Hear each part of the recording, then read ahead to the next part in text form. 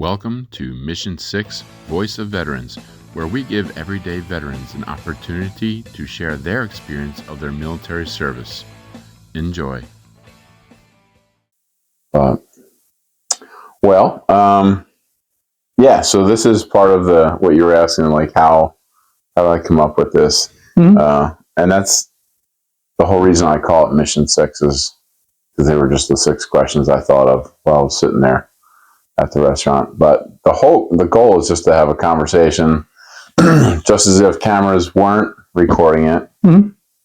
And so I'm trying to get away from it being actually an interview and more of a conversation. Sure. So I'll see if I can remember all 6 questions. But the first one was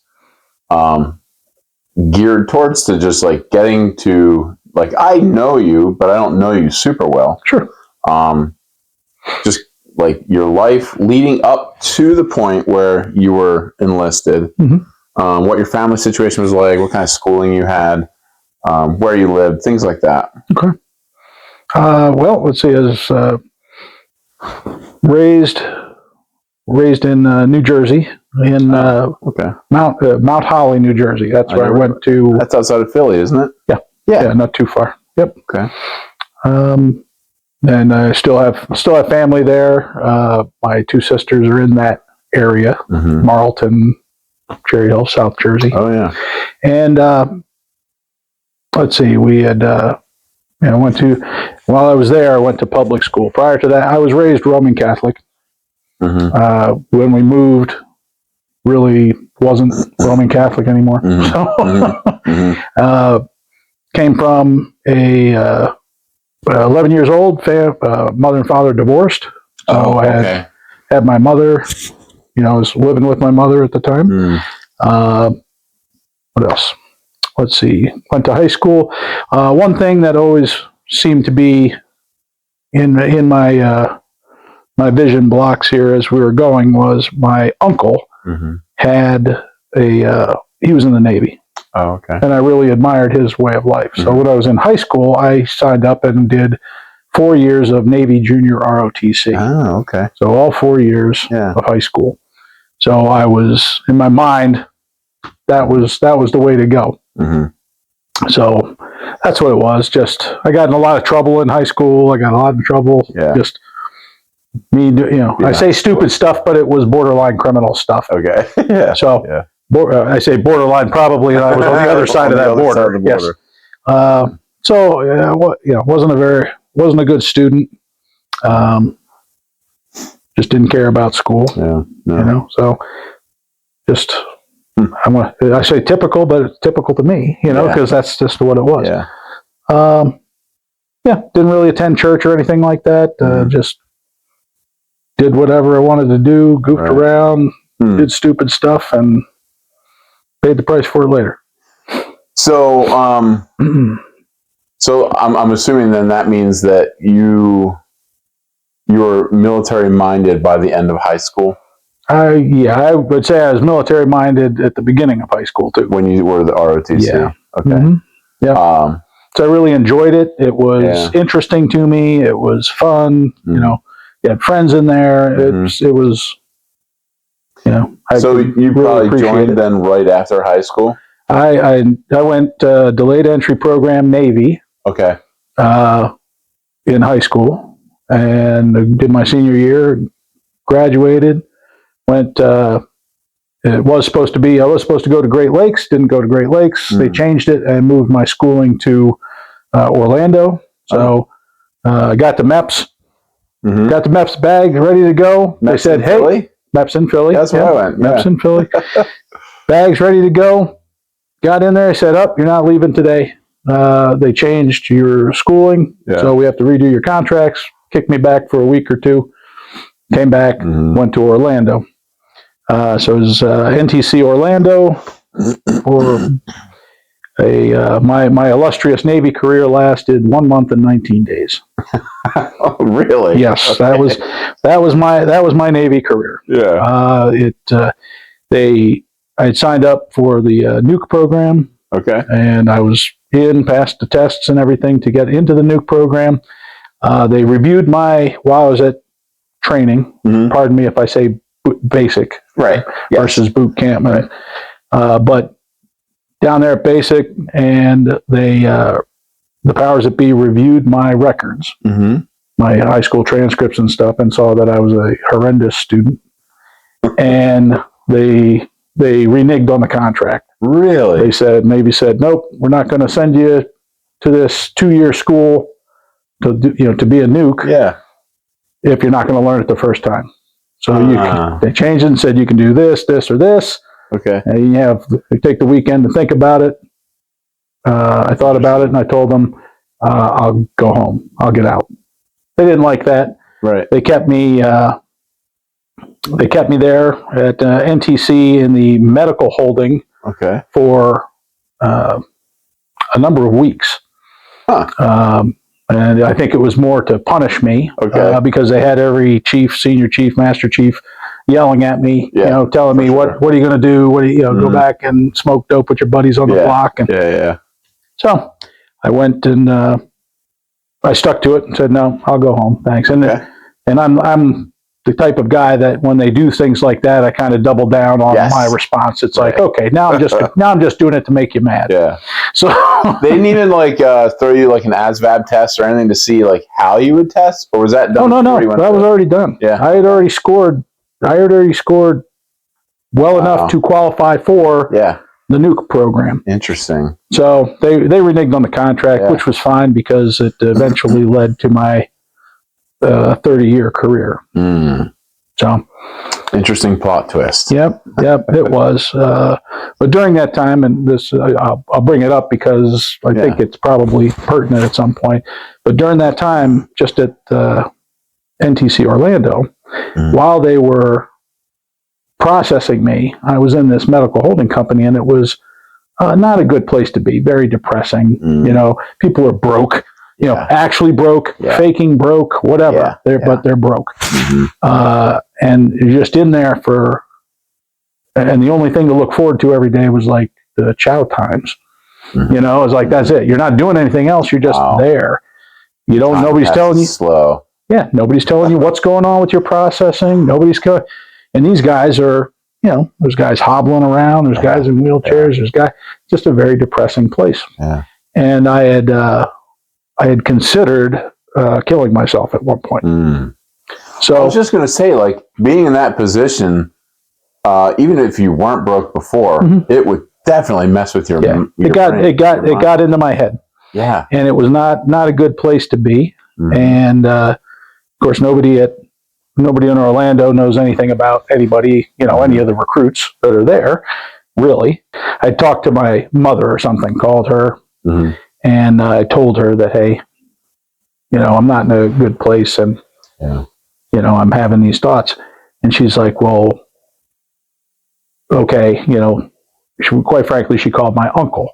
He was a lieutenant commander in the fleet, and he contacted the base commander. Okay, and next thing you know, I'm being hustled from here to there. Why did you tell me you got, right. you got an officer in the fleet, why am I getting calls about you and this and that? And the processing picked up, and 3 days later, I was gone. Wow. So it worked out well, and I just thank my mother and my uncle for, helping me with that, because it was a bad place. Never had a problem with that. Those thought processes again. Right. The rest of my life, but sure enough, it was just that kind of place. So I can easily see how people fall into that kind of thought process, especially the veterans. It's a hard place to be. It is, yeah. So you go home. Yep. And what happens at home till the next milestone? I went home. Of course, I had to find a job. I'm 19 years old, 20 years old, whatever I was. My mother was a manager for this gentleman, a general manager for this gentleman who runs multiple businesses, different small businesses. And I got in I got in on one of those, which was it's called a Salem Cheese House. Okay. So my job was to drive the refrigerated box truck to mom and pop stores throughout South Jersey and restock their products and stuff like that. So when I found out that I was the only person who would deliver to the little mom and pop bodegas in downtown Camden. So I asked one of the owners, why are you so, you're always so nice to me. Why are you always so nice to me? And said, you're the only one that delivers. We have to go get this stuff and bring it in. I believe it. So that was interesting. But after about a year and a half of that, I said, forget it. I had a buddy that had joined the Army right out of high school. He went into the Ranger Battalion, so he's jumping out of airplanes, doing infantry stuff, all that good stuff. And I'd talk to him every so often, and I was like, he's like, come on, join up. And I was like, all right. So finally I got tired of selling cheese, and I drove the refrigerated box truck to the Army recruiter. Got out, told him, hey, I want to be infantry and I want to jump out of airplanes. And he says, oh, well, we'll see what we can do. And I was like, okay, but I've already been through this process once. I said, if you can't provide this to me, I can go to the Marine recruiter across the hall and he'll do it. Yeah. Okay, all right, let's see. And he got me signed up for the 82nd Airborne Division, infantry in the 82nd Airborne Division. Oh. So that's what my first contract was. Man. So you went, did they send you back?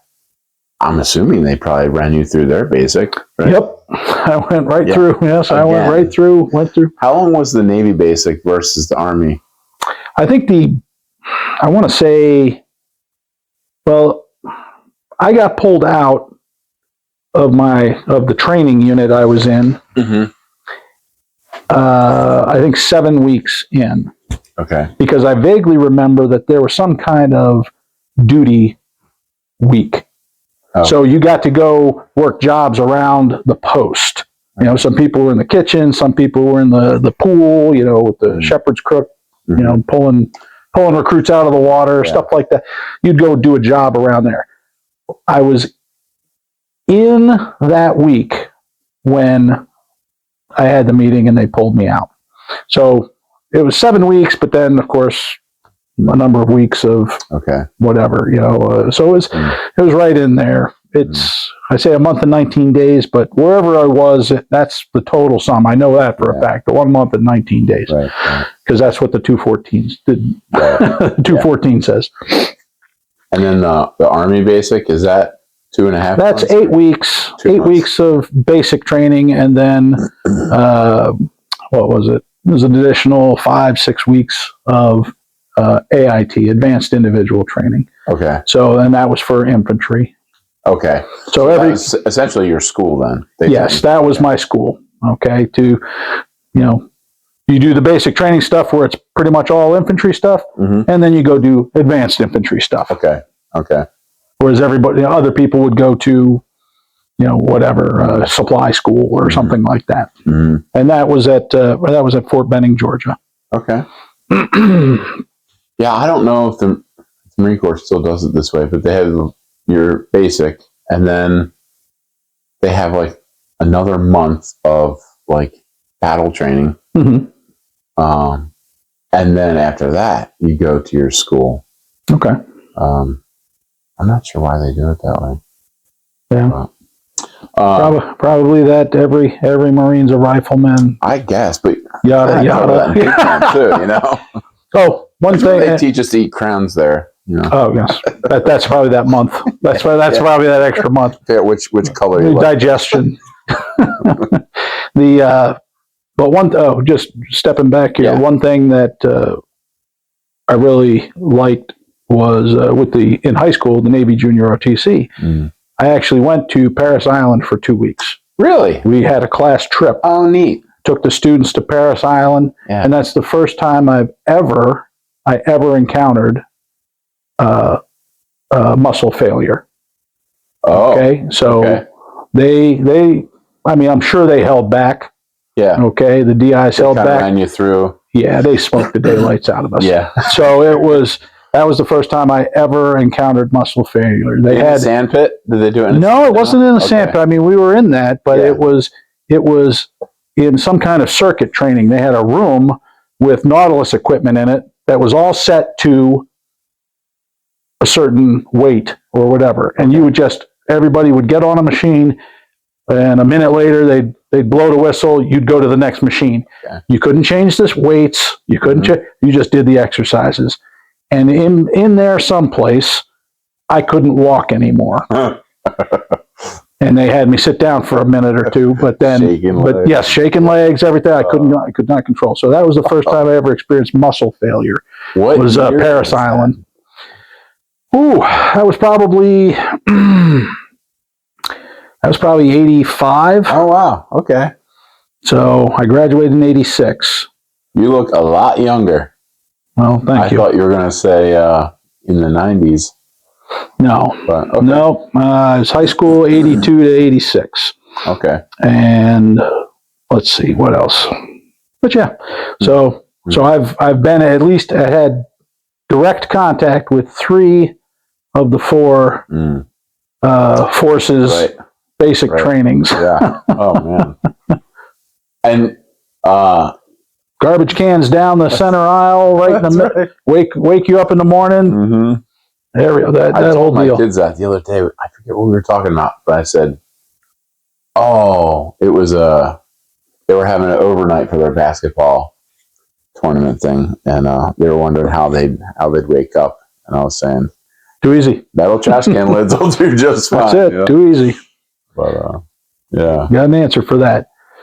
But yeah, so I joined after selling the cheese. Joined the Army. Got what I wanted exactly, which was jumping out of airplanes, but of course it was up to me. I had to pass jump school. Right. So I had to graduate basic training, graduate AIT, and then they send you to jump school. So jump school was October of 1988. Okay. 3 weeks, again, Fort Benning, Georgia. Mm-hmm. So interesting.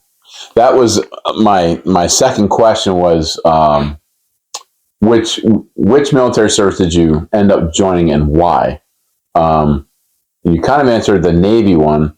The Army, it was a friend of yours that was already in and kind of. Like you said, I was already, you know, I won't say predestined, but I'll say already wanted to go into the military. Right. And obviously the Navy didn't work out for me. Yeah. So which was a big, that's that year in between. I was just like, okay, now what am I going to do? Mm-hmm. I can't do that. I'm not selling cheese for another day. Right. So what else am I going to do? Well, my buddy had kind of said, hey, join the Army, I said, okay, why not?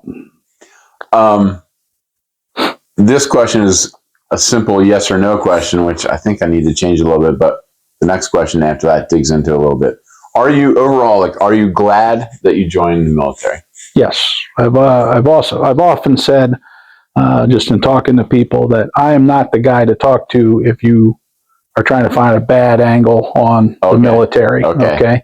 Yep. I'm not that guy. I mean, there's bad stuff. There's stupid stuff. It's I was in for 30 years. Yeah. So I've seen it. Yes. But it's also supported my family. Mm-hmm.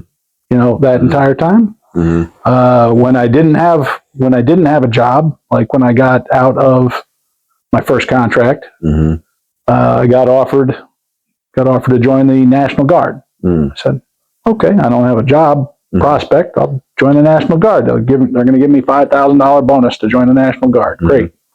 Moved to Wilkes-Barre. New wife. Just got married. Maybe 4 months before, 4 or 5 months before we got out, and then moved up to Wilkes-Barre, found a job, started going to school. So the military was there, kind of helping me get through that as far as the Guard goes. And you get paid. I'm sorry, I didn't mean to interrupt. The Guard was your first contract was the standard 4 years, or were you in? The first contract was a standard 4 years active duty. Right. Okay, so I had a 4-year, after that I had a 4-year MSO, mandatory service obligation, to complete the entirety of the 8-year contract. Everybody signs an 8-year contract. Yeah. Whether it's 2 years and 6 years of MSO, where you could be recalled. So I did 4. During that time, went Desert Storm, came back. I was kind of disenchanted with after Desert Storm. Not because of Desert Storm, but because of it seemed to go back to the stupidity of room inspections and things that, the attention to detail stuff that is kind of silly, has its purpose, but is kind of silly. It all seemed to be a lot more dog and pony than prior to. Okay. So I was like, okay, I'm done. I'm getting out. Yeah. So we got out. Okay. Interesting. But yes, I'm not the guy. Yeah. I'm not the guy to say don't join the military. I'm the guy that says it's a completely viable option. You can make a career out of it and pay for your life with it. So then, from the National Guard on, the rest of your time, right, was finished out. The rest of my time was with the National Guard, but it was. So I have 4 years of active duty. Came into the National Guard, standard National Guard, M-Day soldier, 1 weekend a month, 2 weeks a year. And at that point in time, that's what it was. Okay, so that's, you figure that's 1992. I came into the Guard. So 10 years of that, okay, roughly. 2001 happens. September 11th, 2001 happens. Yep. I was in by then.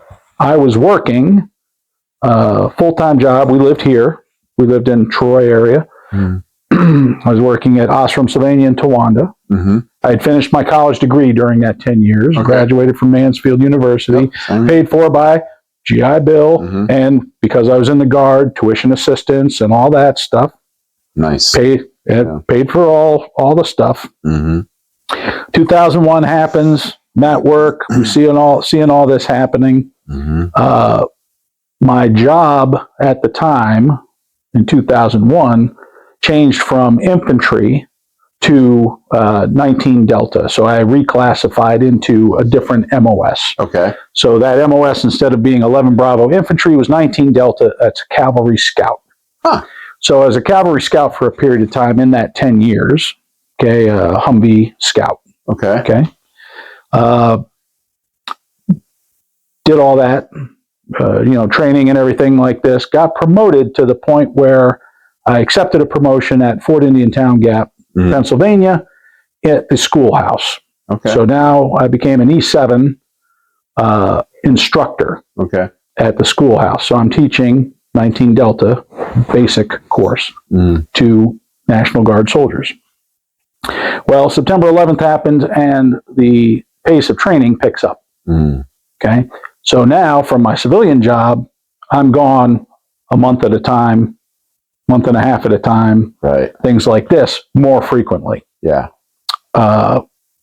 So my employer, a great guy, he's not doing anything wrong, but he kind of pulled me aside when I was back and said, "Hey, you might want to figure what side this isn't working. What side of the bread, or what side you're who's buttering what side of your bread here, Yeah. And I was like, okay. I said, I understand. I said, you're absolutely right. So I quit that job and applied for jobs full time with the National Guard. Huh. So I got an AGR job, Active Guard Reserve job, in 2002. Okay. I applied to a couple, didn't get them. One in New Milford, I think one in Scranton. Right. Well, the one I did get happened to be in Mansfield, Pennsylvania. Oh, okay. Okay, at the what's now the YMCA behind the high school. Yep. That was the Armory at the time. Yep. I got hired there, and after that, they built a nice new armory 2 years later in Wellsboro. Yeah. So I had a hand in not the design of it, but picking out chairs and stuff, whatever. My job at that time, I had to. The interesting thing was when I was in the schoolhouse at Fort Indian Town Gap, I was a 19 Delta. the job I accepted was for 19 kilo, which is armored crewmen. Okay. Okay, so tanks. Yeah. M1A1 tanks, which Pennsylvania. Is that the tank battalion over there at Wellsboro now, right? It's not right now. Oh. It's no longer. It's a couple years ago they stopped. Okay. They stopped being tanks. It was though. But yes, for my entire time with the unit, it was tanks. So 2002 to 2018. So 16 years. But I had to reclassify again because I could get the job, but then I had to qualify for the job. Right. Okay. And if I didn't qualify, if I failed a class or something like that, then I couldn't have the job either. Right. But because I was an instructor, so the 19 is the key thing. The instruction that I got at the schoolhouse was 19, or what I instructed was 19 Delta, Common Core. And by Common Core, what that means is all 19 series soldiers got the same training. Okay. So I was training tankers in common stuff.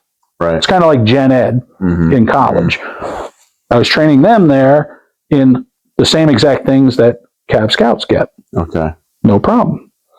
Got all that. But now I had to attend the AIT, the on-tank stuff, which I'd never done, had no experience with. Yeah. Fort Knox signed a waiver for me saying that because I was an instructor teaching Common Core, I was good to go with the Common Core portion of the training. I could take the other portion of the training, get reclassified, but I could never be an instructor for 19 kilo for tanks. So it's not as if I could just say, hey, now I'm magically qualified to be a tanker, and now I'm an E7 instructor. Right, right. That doesn't even sound right saying it. But so we did that. They did that. Fort Knox signed off on it. Got the course completed and became a tanker. Okay. That allowed me to keep the job. 2004. So this is 2002, 2004. The duty position I was in had an additional identifier to it. I had to be what's called a master gunner. So I had to be the subject matter expert on the tanks that only a year prior I got on. Right. Okay, most people are brought up E1, E2, E3 on tanks. On tanks. Yeah. Their whole careers have been on tanks. Yeah. Mine hasn't. Yeah. So, and now I have to be the guy who's the subject matter expert. Oh my word. So I had to attend a 3-month school down at Fort Knox, Kentucky, the Master Gunner course. Yeah. So I met the time criteria for all the things I needed, got in there, went and passed the course. The course itself is 60-70% attrition rate.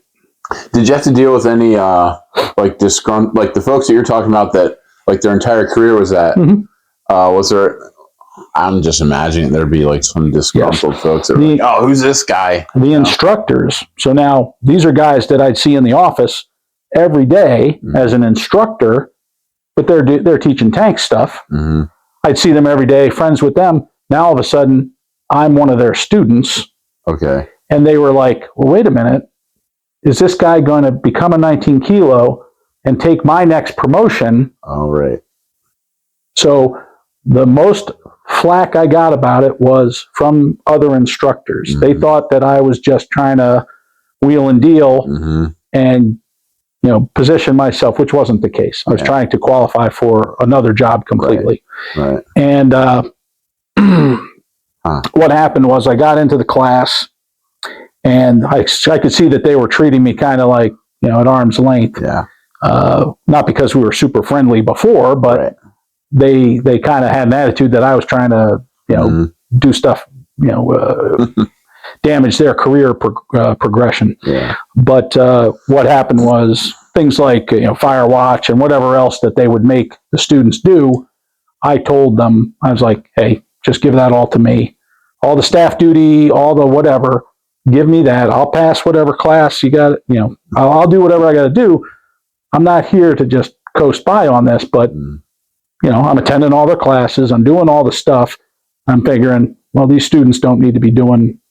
I still had an element of instructor in me that's like they don't need to be doing the nonsense. Let them get a good night's sleep.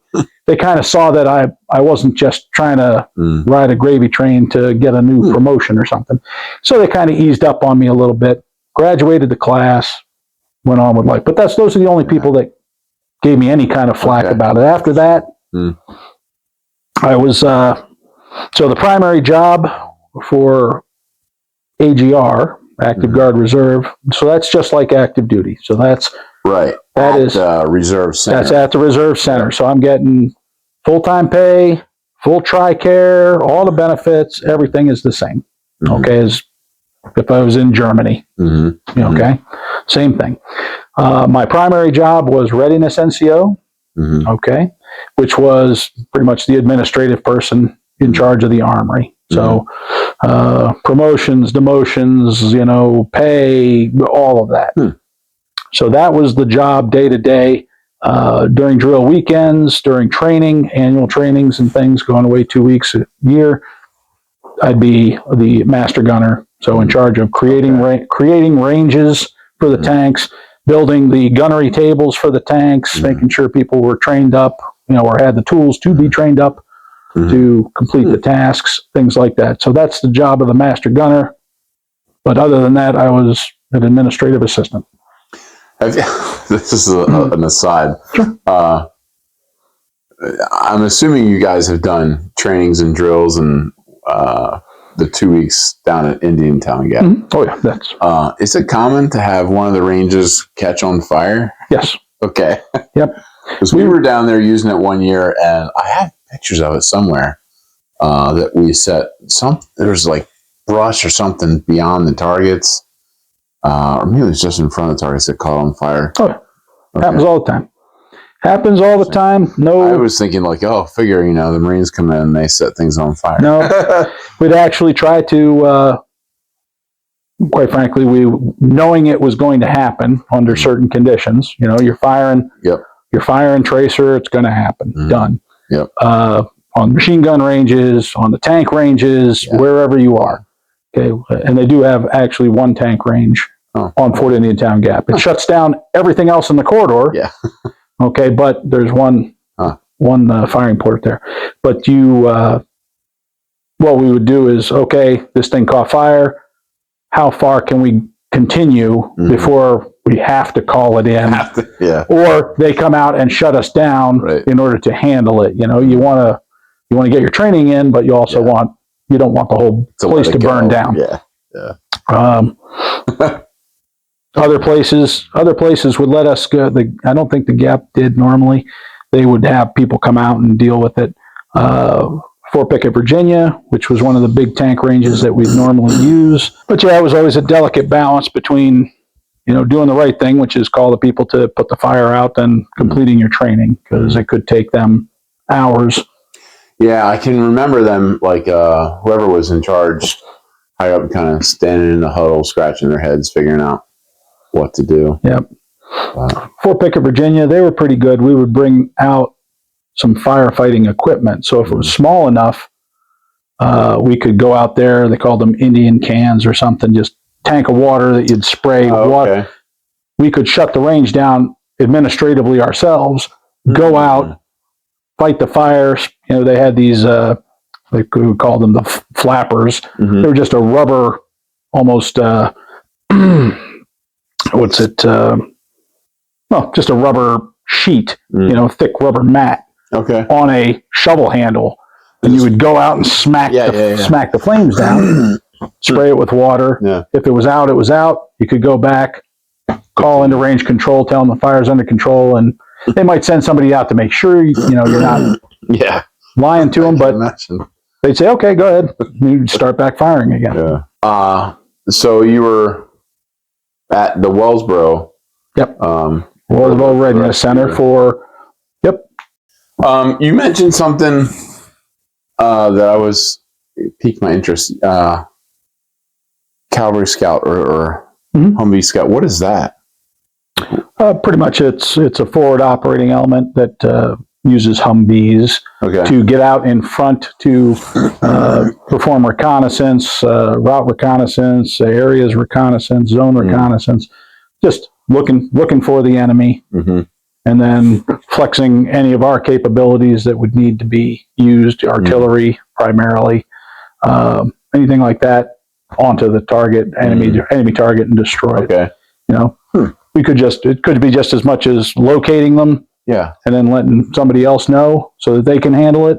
Interesting. Or one of the things I always found interesting about that was the route reconnaissance, which is making sure that the prospective routes that are being used by other elements are clear, can support the equipment that they're bringing. If you're bringing tanks through, you got to know bridge classifications. You got to know all these different things. Okay.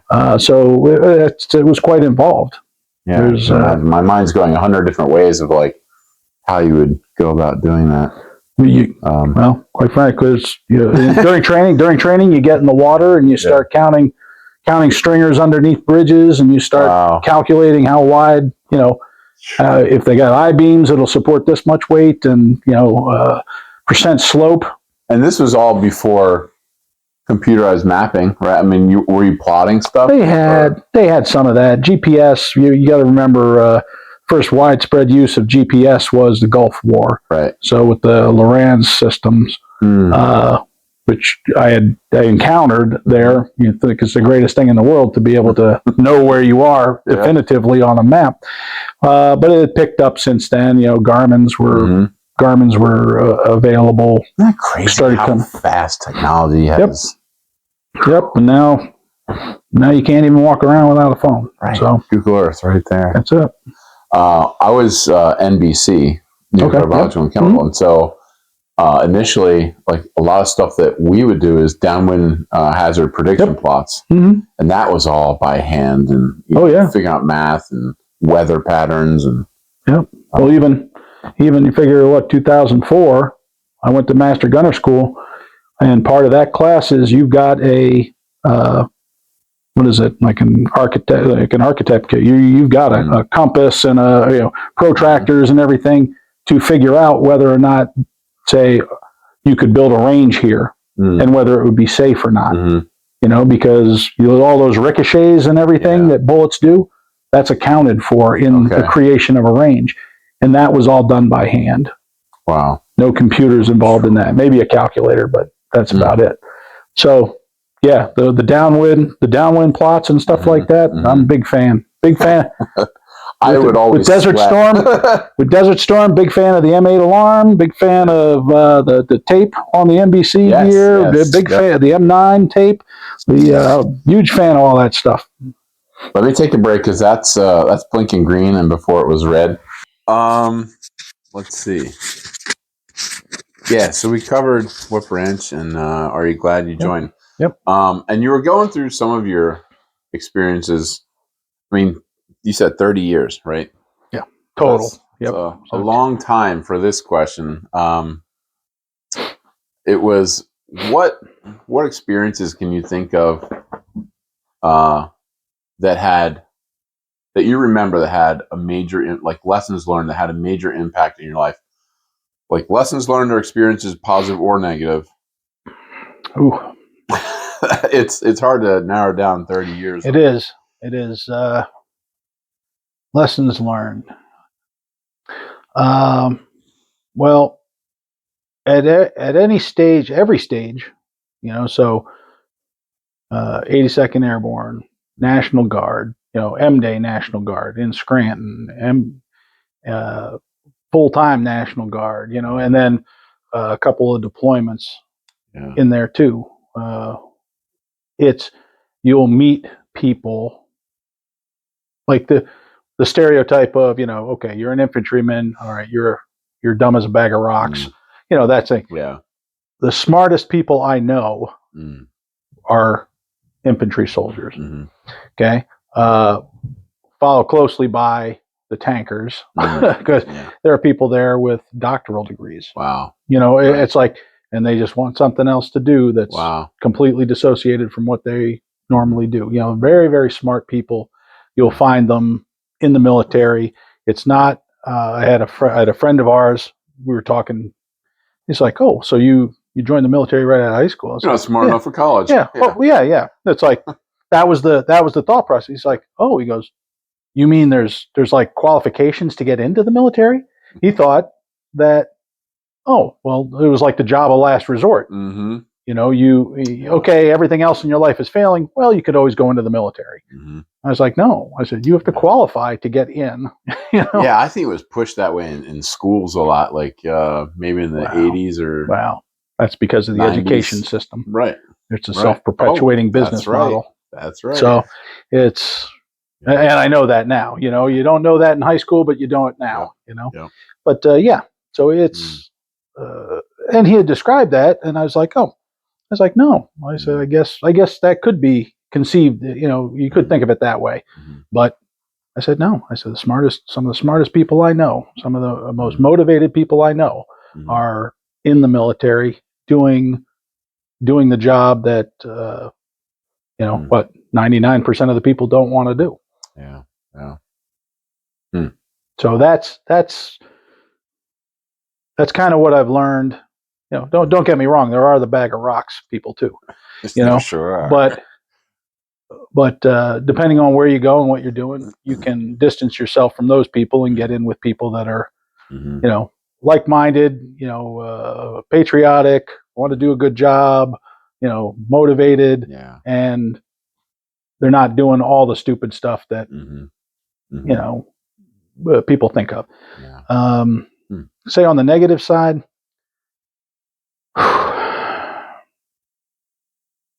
It may not be for you if you can't handle some level of BS. Because I mean, you know, it's everywhere, but it's if you can't follow, you're not going to be able to lead. So at some point you have to say, okay, I know this guy is telling me to do something that's a really bad idea. I've kind of respectfully said, hey, I don't, you know, could we try something else? They still want to do this. Guess what? We're doing it. And just say, okay, we're doing it. Done. And not think more about it than that. Not get mad about it. Not get. You got to let some of that go. So there is a level of nonsense that it could wreck your attitude if you take it the wrong way. So and I think like bad morale is like a cancer. You know, if you have one soldier or Marine that is just negative about everything and pointing out all the negative aspects of whatever it is you're doing. Man, those are some of the things I think about, because having a person like that near me or working with me just made me think about, I'm just a number, you know, they're making me doing this stupid stuff instead of like, maybe there's a reason for it, maybe there isn't, but we just got to do it and then move on to the next thing.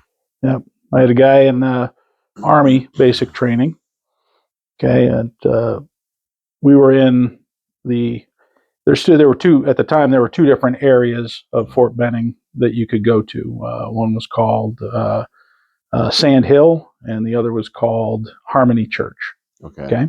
Harmony Church was the old World War II barracks where you could see light through the floor. You know, it's like old style barracks, you know, Band of Brothers kind of barracks. And the Sand Hill was the nicer, newer training facilities, 3 floors, concrete and brick building, you know, air conditioning, whatever they had, you know. So, but we were on the 3rd floor, and I can remember that there was somebody there, a recruit there that was. He wasn't good at anything. He was, you know, he was negative. He was just, and he had befriended this kid who had never been away from home, and he really drugged this kid right down to the point where this kid took a step off the ledge of the 3rd floor. So we're out there shining boots on the, you know, balcony that's on the 3rd floor, and there's a sand table, a wooden box with sand in it for terrain association, for terrain training. This guy walks out, which we're not supposed to be walking. You're supposed to be sitting, shining boots, or whatever you're supposed to be doing. He's walking out, and we're like, hey, sit down, sit down, sit down. Takes a step up on the sand table and steps off the edge. Fortunately, obviously, people knew, hey, you're not supposed to be doing this. Why are you getting up on the sand table? They grabbed him.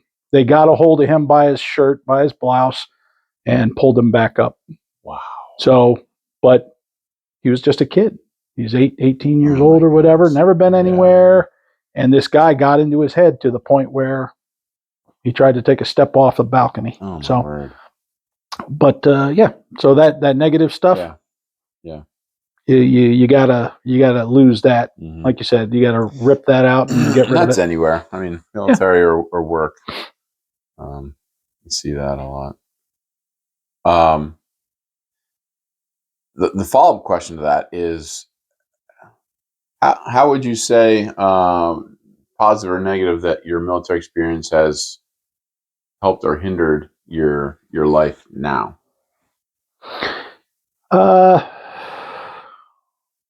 Yeah. Well, I'll start with the helped.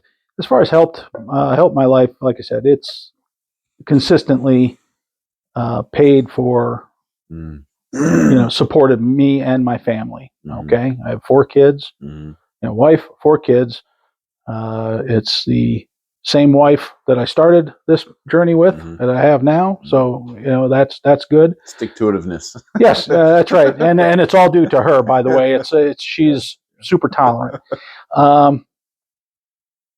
But GI Bill paid for my schooling.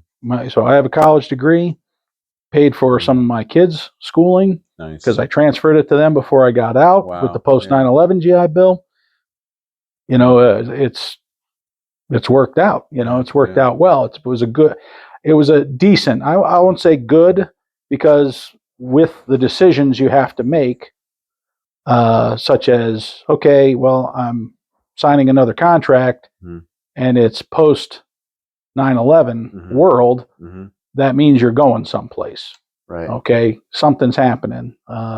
So 2005, 2006, got to go back to Iraq, someplace I thought I'd never have to go back to in my life, back in Iraq for a year. Wow. So, and that leads into the negative, is you make the career decisions, the long-term career decisions, because it'll benefit you in the long run, which like right now, it's benefiting me in the long run. Great. I've got complete health benefits. I've got a pension coming in. I don't have to work. Okay, I don't have to go to work. Everything's good that way.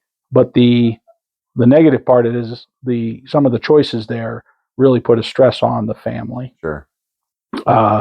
Knowing that, okay, you're going to be deployed. That's a big deal. Yeah. My wife didn't have to deal with that 1990, 91. Okay, we met when I got back from there.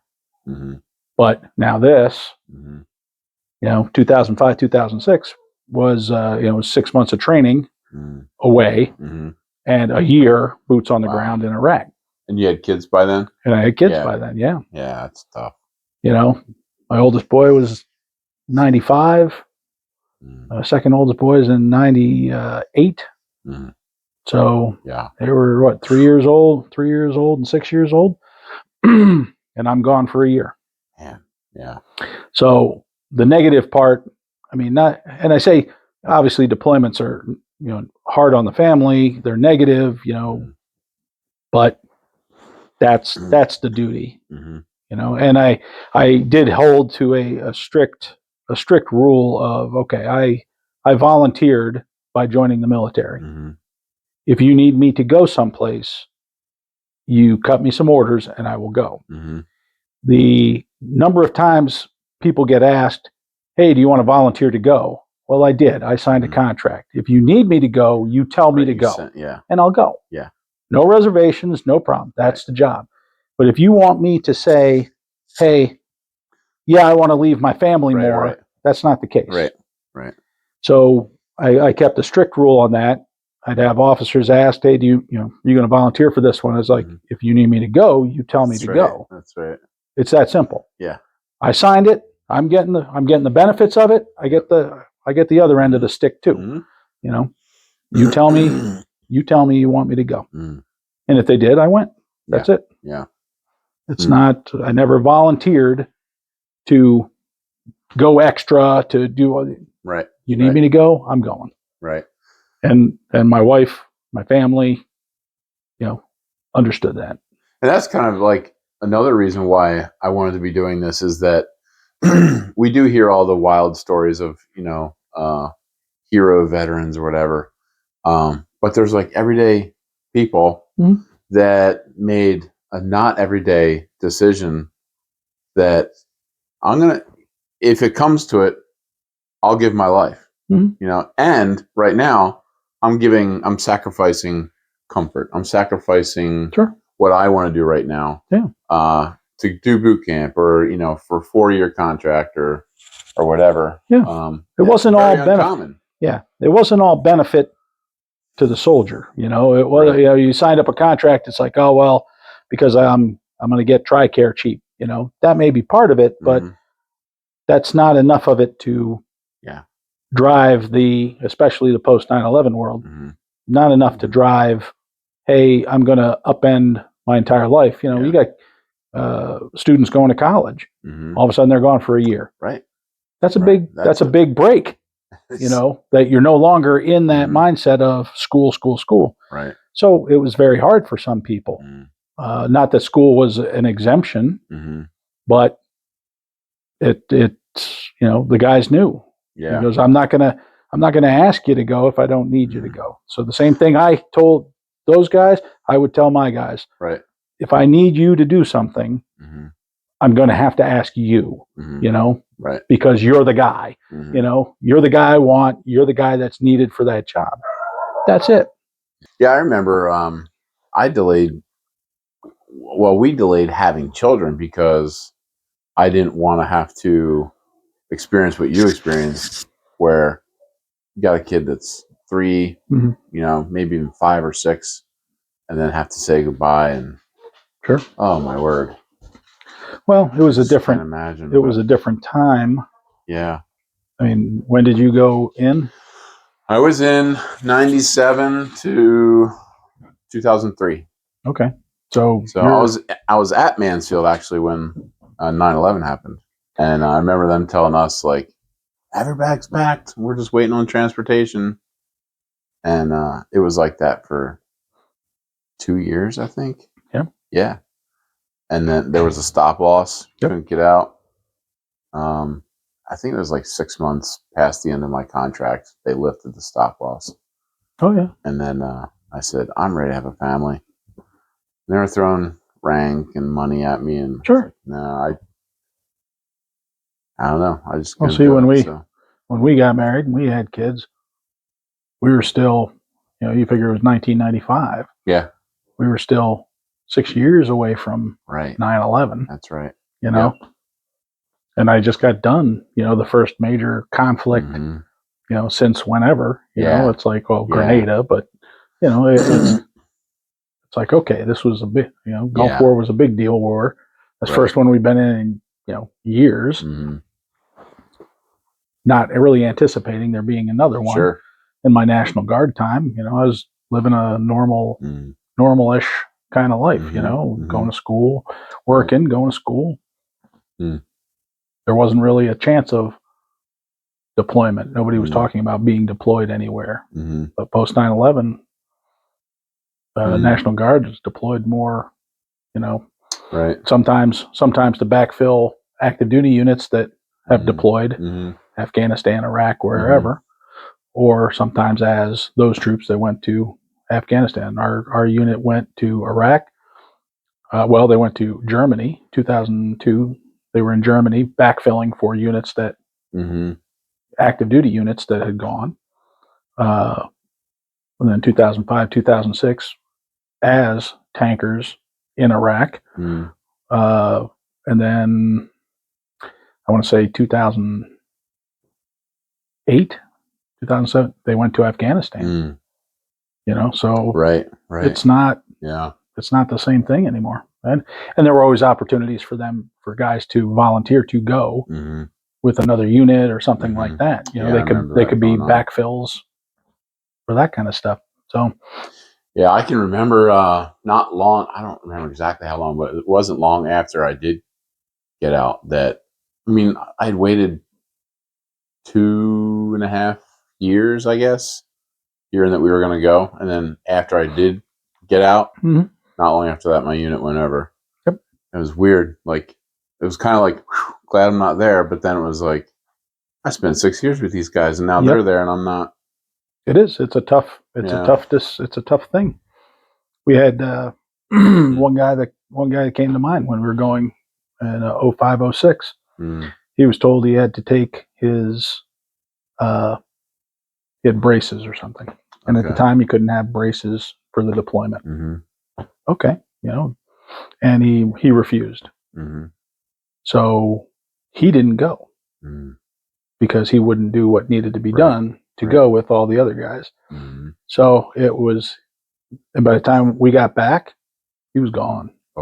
And nobody, as far as I know, people weren't talking to this guy. People weren't, it was like lives with regret. People's the one guy's mother would see him while her son's in Iraq, and she just let him have it. What makes you so much better that you're here? You're here.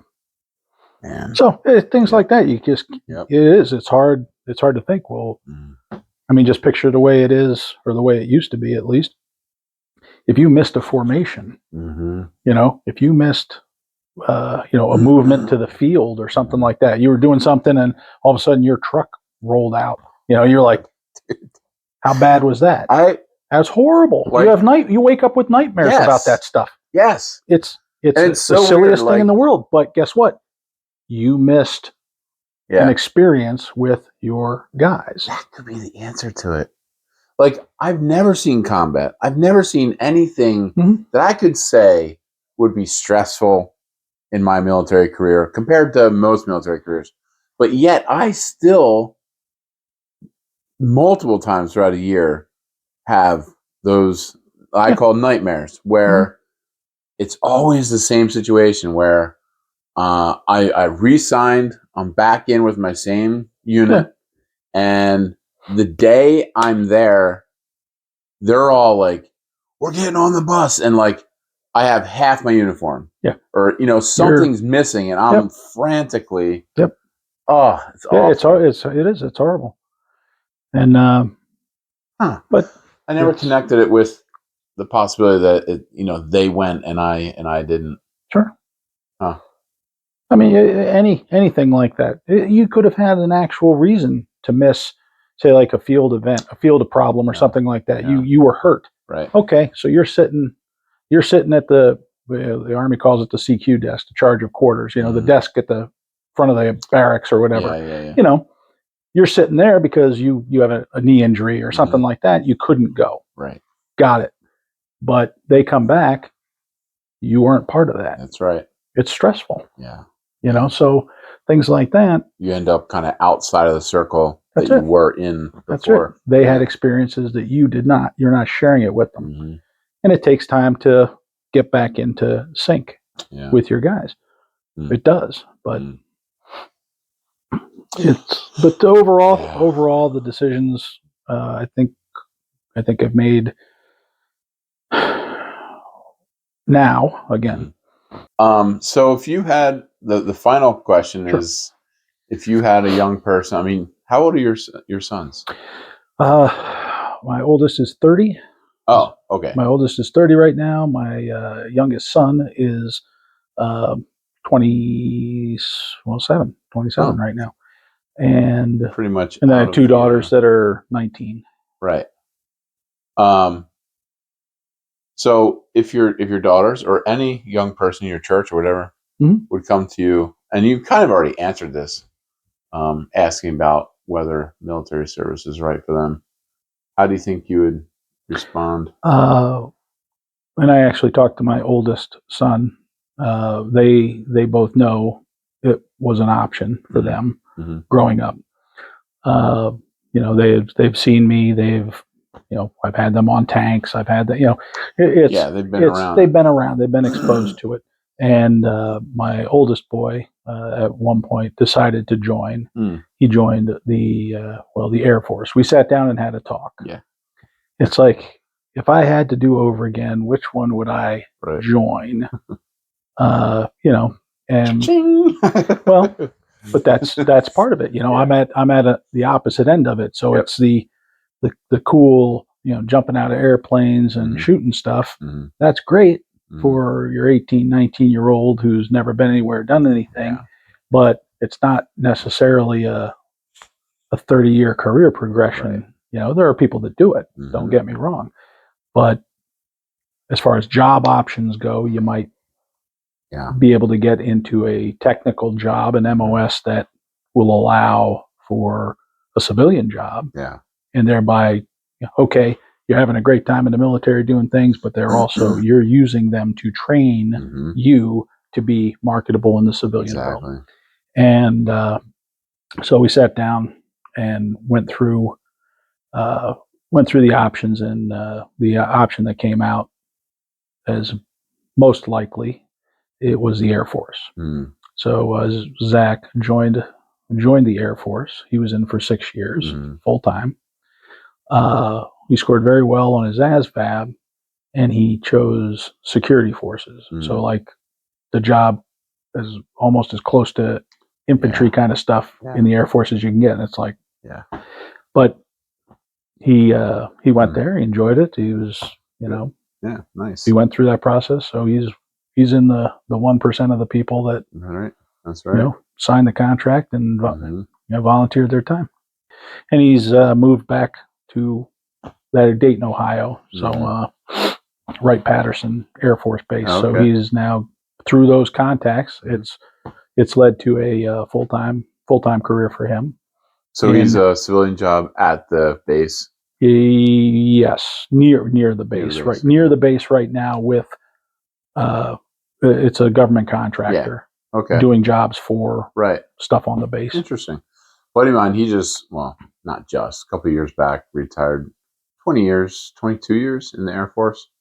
And he's set. I mean, he doesn't have to work, but he ended up getting offered a job at Lockheed Martin. And that's it. So, but what did he do? Young. What did he do? He was a mechanic or an inspector for the Blackhawks. Okay. See, so airframe maintenance, airframe inspection, stuff like that. Guess what?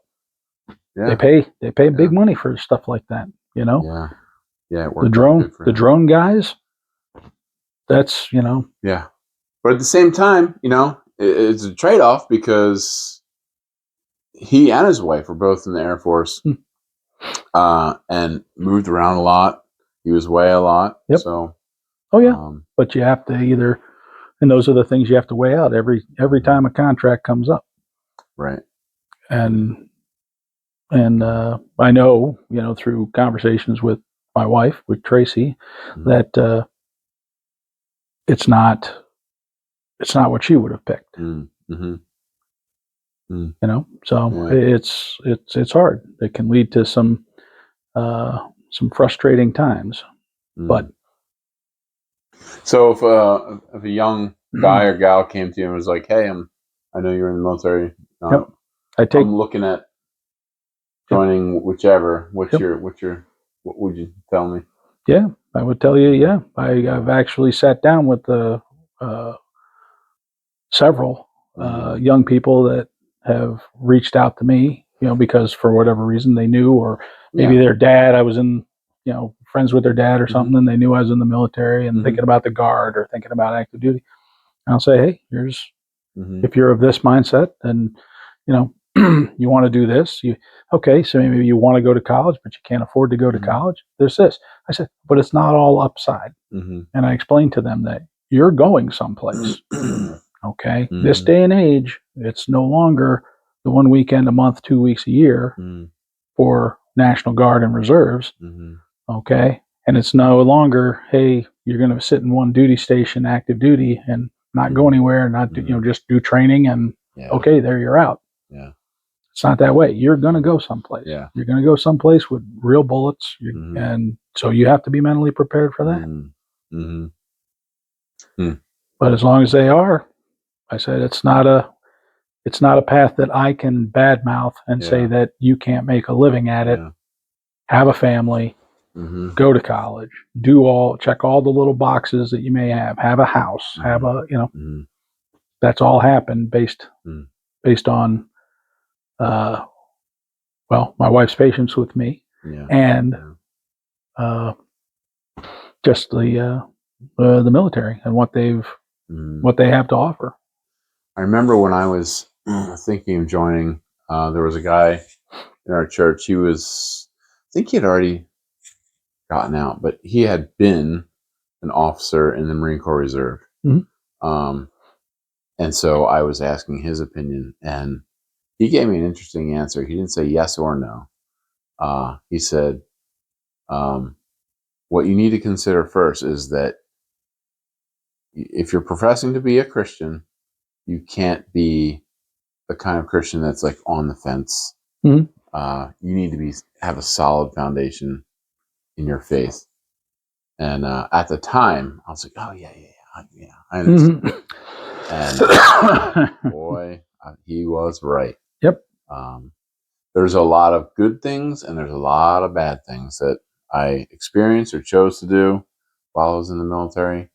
So I kind of appreciate his approach, because I think, I don't know, like I think about my kids too, and I don't push military, but I don't hide it from them either. And I often, I hope not. You got a podcast. Yeah, exactly. I obviously don't hide it. But I'm always thinking, like, man, which of my kids, would they all be suitable, or would I advise one of them to not, to choose another path? But I don't know. It's especially in the world today. Sure. Yeah, I don't know. It is. It's a different place than when you and I went in. Yeah, for sure. But it's still a necessary thing. Yeah, which comes to a bonus question, which I was just thinking about tonight. Because you and I would say are, brothers as far as service members, but also brothers in Christ, which is most important. Yep. When you said you were raised Catholic, and I think you kind of hinted that you left Catholicism, and then you were also in the military. When did you accept Christ as your Savior, and how did the military help or hinder that walk? It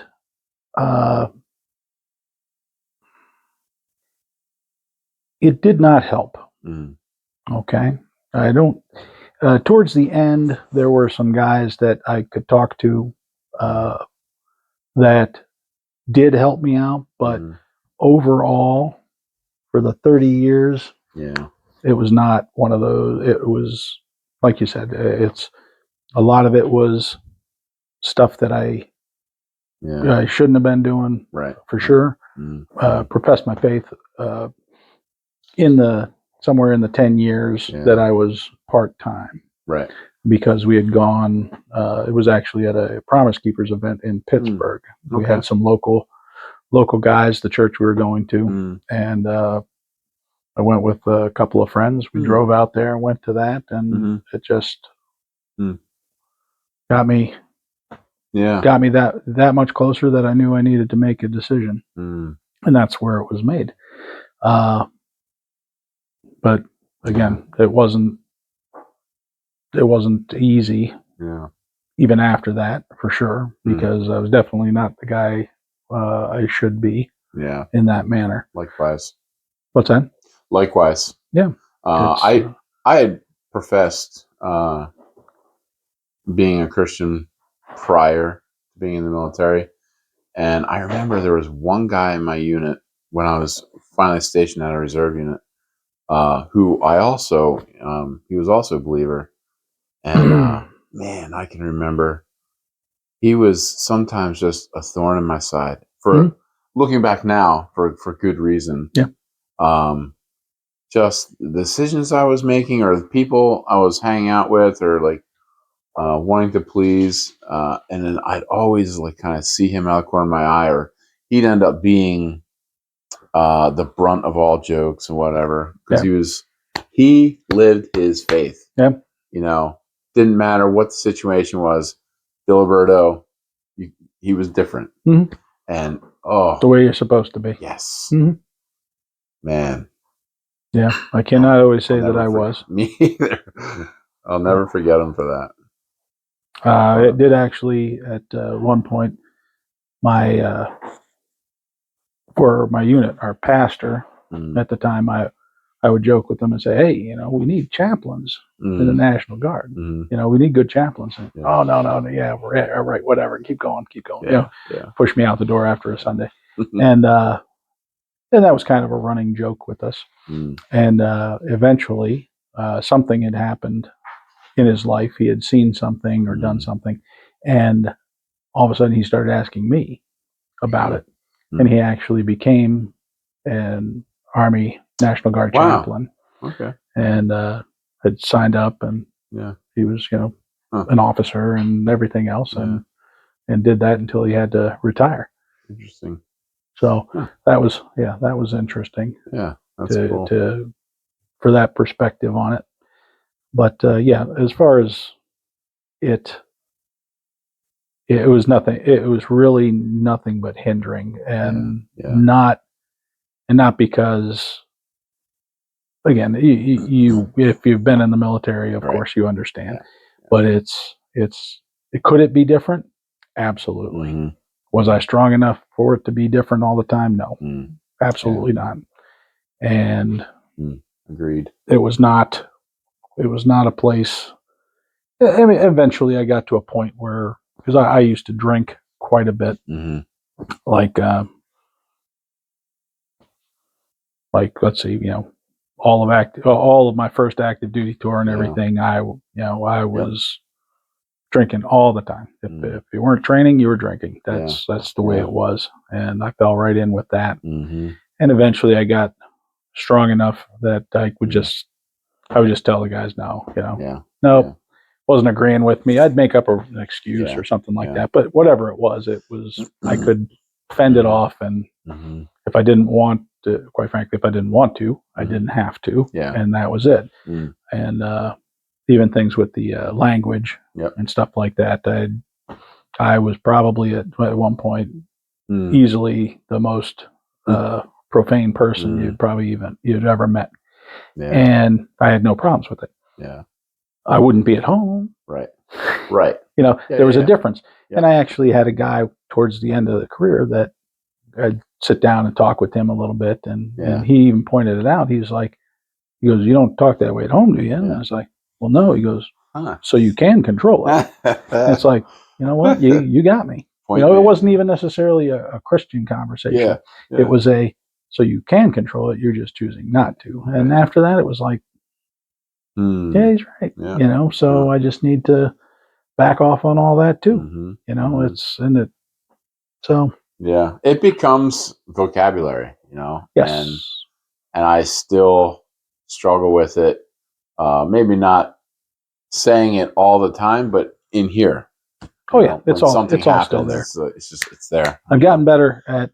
I will when stuff happens. It comes out now as all sugar or something like that. A variety. It's but it's it's still there, but it's that's. So I got out in 2018, and so been retired. Went and found I had a job before my terminal leave was up. So terminal leave is the amount of leave you've accrued over your. Usually it's 30 days a year, but during times of deployment and stuff, you could carry over a certain amount, and so there was this. I ended up with like 90 days of leave that I could take. So you could cash it in, and you only get base pay for it.